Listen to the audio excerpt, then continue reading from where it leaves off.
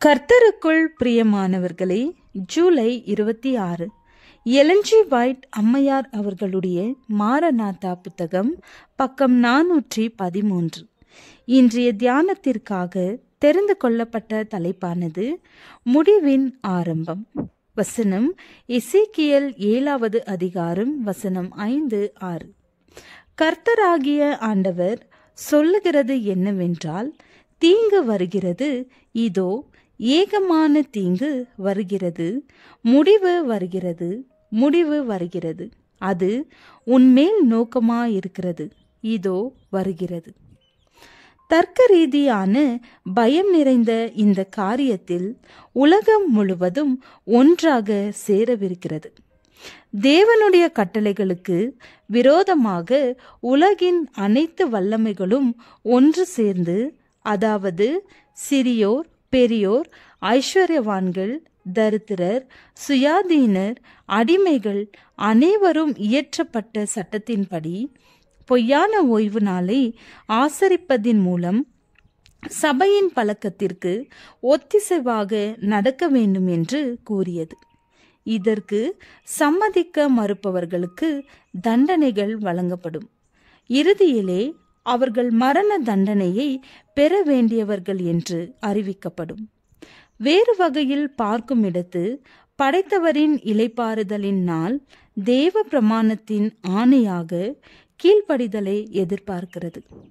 அதன் கட்டளையை மீறுகிற அனைவருக்கும் எதிராக உக்கிரமான கோபம் உண்டாகும் என்று எச்சரிக்கிறது. இவ்வாறு தர்க்க ரீதியான அடிப்படையிலான இந்த காரியம் தெளிவாக மனிதனுக்கு முன் கொண்டு வரப்பட்ட போது, யாரெல்லாம் மனிதனால் இயற்றப்பட்ட சட்டத்திற்கு கீழ்ப்படிவதற்காக தேவனுடைய பிரமாணத்தை காலின் கீழ் போட்டு மிதிக்கிறார்களோ, அவர்கள் மிருகத்தின் முத்திரையை பெற்றுக்கொள்கிறார்கள். தேவனுக்கு பதிலாக எந்த வல்லமைக்கு பற்றுறுதியோடு இருப்பதை ஒரு நபர் தெரிந்து கொள்கிறாரோ, அந்த அடையாளத்தை பெற்றுக்கொள்கிறார். ஒரு நபரின் உத்தமமான குணத்தை பரிசோதிப்பதற்கான பரீட்சை ஓய்வு நாள் ஆசரிப்பை. குறிப்பாக சத்தியத்தின் இந்த பகுதியே எதிர்த்து வாதிடும் காரியமாக இருக்கிறது. இறுதி சோதனை மனிதர் மீது தாக்கத்தை ஏற்படுத்தும் பொழுது, தேவனை சேவிப்பவர்களுக்கும் தேவனை சேவிக்காதவர்களுக்கும் இடையில் வேறுபாட்டை காட்டத்தக்கதான இடத்தில் தெளிவான கோடிடப்படும். நாட்டின் சட்டத்திற்கு சம்மதித்து பொய்யான ஓய்வு நாளை ஆசரிப்பது 4ஆம் கட்டளைக்கு விரோதமாக இருக்கும் பொழுது, தேவனுக்கு எதிராளியான ஒரு வல்லமைக்கு பற்றுறுதியோடு இருப்பதற்கான உறுதிமொழி போன்று இருக்கும். தேவனுடைய பிரமாணத்திற்கு கீழ்ப்படிந்து உண்மையான ஓய்வு நாளை ஆசரிக்கும் செயல் படைத்தவருக்கு உத்தமமாக இருப்பதற்கான ஒரு சான்றாக இருக்கும்.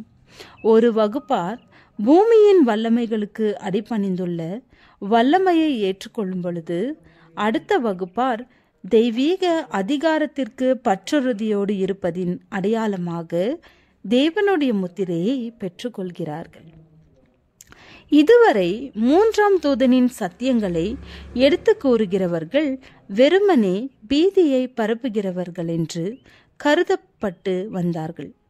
ஞாயிற்றுக்கிழமை ஆசரிப்பு நடைமுறைப்படுத்தும் முக்கிய காரியம் மிகவும் விரிவாக கிளர்ந்தெழும் பொழுது, இவ்வளவு காலம் சந்தேகிக்கப்பட்டு நம்பப்படாமல் இருந்த சம்பவம் நெருங்கி வருவதை காணும் பொழுது, 3ஆம் தூதனின் தூது இதுவரைக்கும் முன்பு ஒருபோதும் இருந்திராத ஒரு விளைவை உருவாக்கும்.